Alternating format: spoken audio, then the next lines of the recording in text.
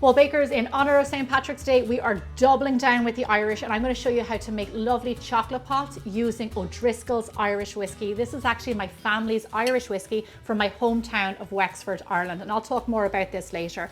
Right now, let's get stuck into that mousse. Okay, so come here to me. This is everything that I need for this mousse. Here I have some bittersweet chocolate that's been chopped up. Please use good quality bittersweet chocolate because it makes all the difference. Something that is around 70 to 72% cocoa solids is what you're looking for. That will give you a bittersweet balance, and just really high cocoa solids, and just means good quality. Into this, I'm going to add in some espresso powder. Here I have a double boiler set up, and we're going to start to make the base for our mousse. So into this, I'm going to add in some egg yolks, some granulated sugar, and of course, some O'Driscoll's Irish whiskey. Now I have the water simmering underneath here gently. It's not touching the bottom of the bowl. And I'm going to whisk these ingredients together for around 2 minutes or so over this pot of simmering water until it thickens. When doing eggs over a double boiler like this, it is important to stand here and whisk constantly. Now you might notice that I'm using a metal bowl for my double boiler, and this is only a new thing with me. And if you don't know why, definitely check out my TikTok video on why I never ever use glass bowls anymore. And it's pretty shocking. So a metal bowl is much safer. Once your eggs have started to thicken and they're nice and warmed through, add in your water and add in your butter. And then just mix until your butter melts. The reason that we're doing this mixture over a double boiler is to cook the egg yolks. The reason that I wanted to pair O'Driscoll's Irish whiskey with this chocolate mousse is because it's exceptionally smooth. O'Driscoll's is triple distilled. It is aged in bourbon cask for a minimum of 3 years, which gives it that real smoothness that Irish whiskies have. O'Driscoll's was actually founded by my cousin, Michael Stafford, in Wexford. And I'm very proud to say that I'm a brand ambassador, and I love this whiskey. If you want to learn more about it, go to o'driscollsirishwhiskey.com and see where you can buy it anywhere in the world. Okay, lovely. This has got nice and hot. Butter has melted. I'm going to move over here and pour this mixture over my chocolate. After 5 minutes, give that a little whisk. You'll feel that it's melted. You'll see that it's melted. It becomes lovely and velvety. Perfect base for our chocolate mousse. Okay, lovely. That's it. We're done over here on the stovetop. Follow me over to the counter and we'll continue with the next steps. So here I have a bowl set up with a strainer. When making any kind of egg-based recipes, you know this, I always strain it to get out any lumps of egg, any cooked egg, also any lumps of chocolate or sugar.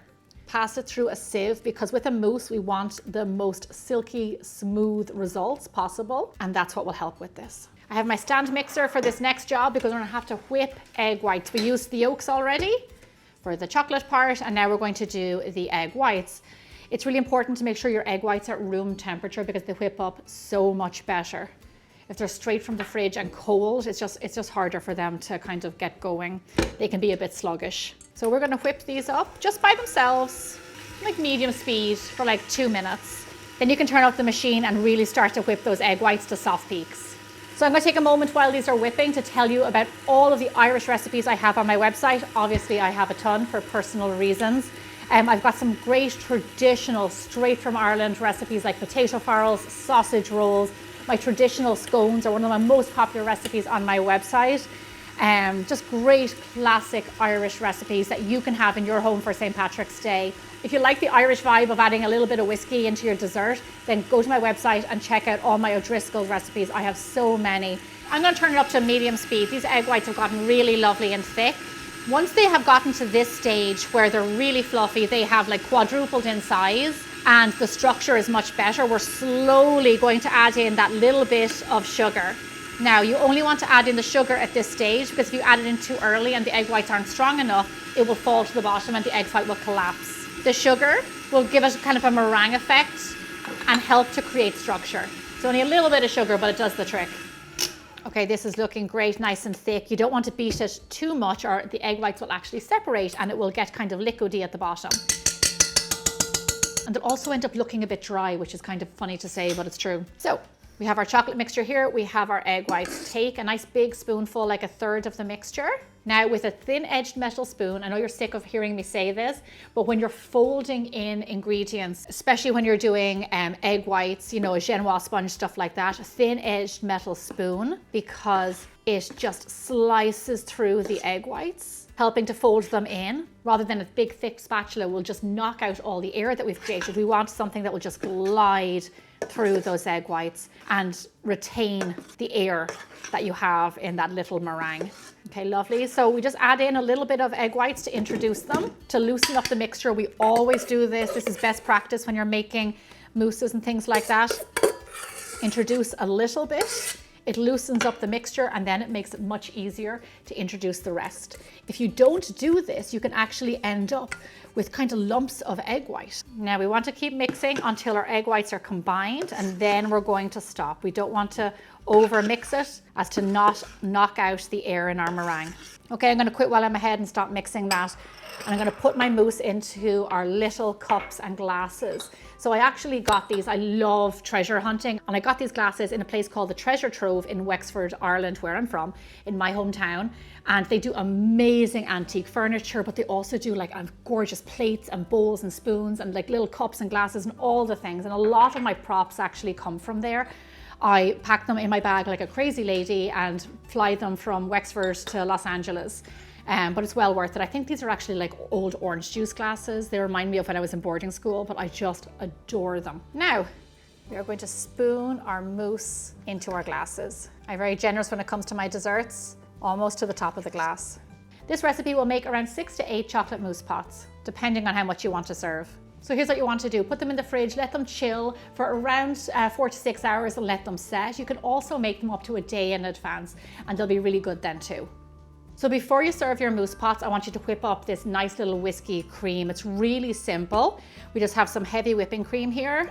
In Ireland, we have access to such amazing cream. It's just really fatty and full of flavor and almost like a buttery, darker color. Oh, it's just so delicious. Here we have a little bit of sugar, and I don't normally add sugar to my whipping cream, but let me tell you why I am. If you were leaving it plain, that's grand, no sugar. I'm going to add in a tipple of O'Driscoll's Irish whiskey, just a drop, and that sugar helps to balance that flavor. I like to add a little drop in there just to enhance the whiskey in the recipe, and it just really kind of elevates it and makes it a little bit more kind of grown up and sophisticated. Now all you have to do is just whip this up until it's kind of nice and soft and billowy to go on top of our pots. It only takes a minute. Lovely, softly whipped cream, just kind of billowy, and it's going to sit on top of our mousse pots like a little delicious cloud. It has a nice kick of booze, it's a little bit sweet. The cream is delicious. This is the perfect topping for our little pots. Okay, this is ready. Let's go get our little pots out of the fridge. When serving, on top of each pot, do a big dollop of your softly whipped whiskey cream. And then of course, do a little bit of grated chocolate on top, just because.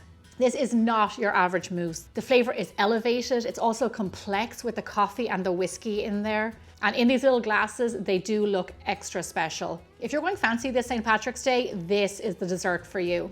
Who wouldn't love an individual pot of velvety chocolate mousse with a subtle kick of Irish whiskey in there?